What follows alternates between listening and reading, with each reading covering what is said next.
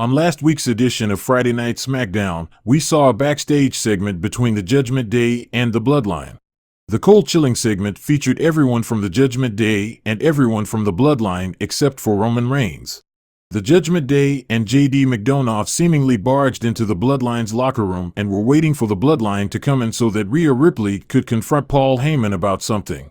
Both Paul Heyman and Rhea Ripley ordered their groups to leave the locker room so that they could discuss something that has been on Rhea Ripley's mind.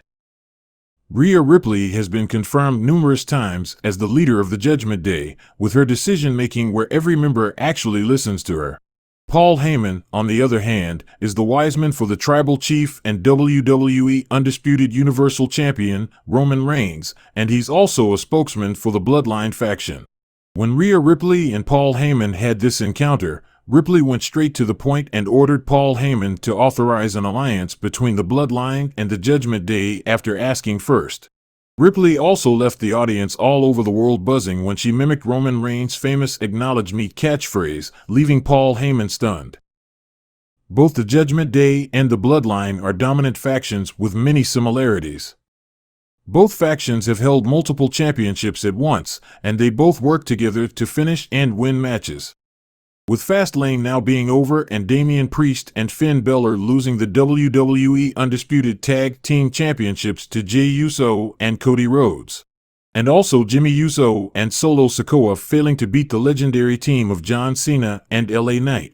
We finally have some answers as to why Rhea Ripley and Paul Heyman had this unexpected discussion on Friday Night SmackDown and why Rhea Ripley is trying to form an alliance with the Bloodline and the Judgment Day together. So, what is the real reason Rhea Ripley wants to form an alliance with the Bloodline? The real reason is Jey Uso and Cody Rhodes.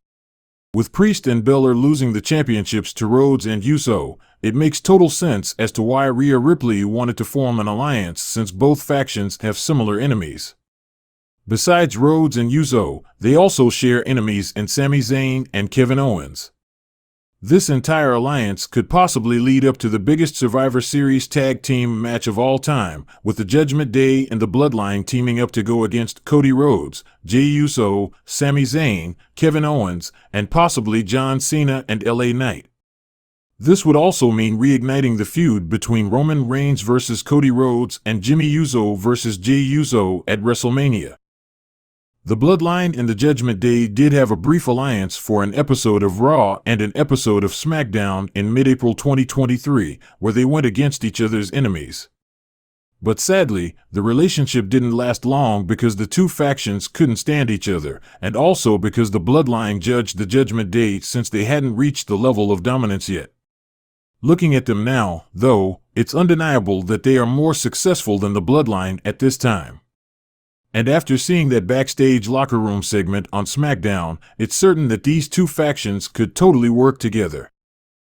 It's amazing how WWE writers have managed to engage these two dominant factions in one storyline, considering they both started off differently and had no storyline similarities before.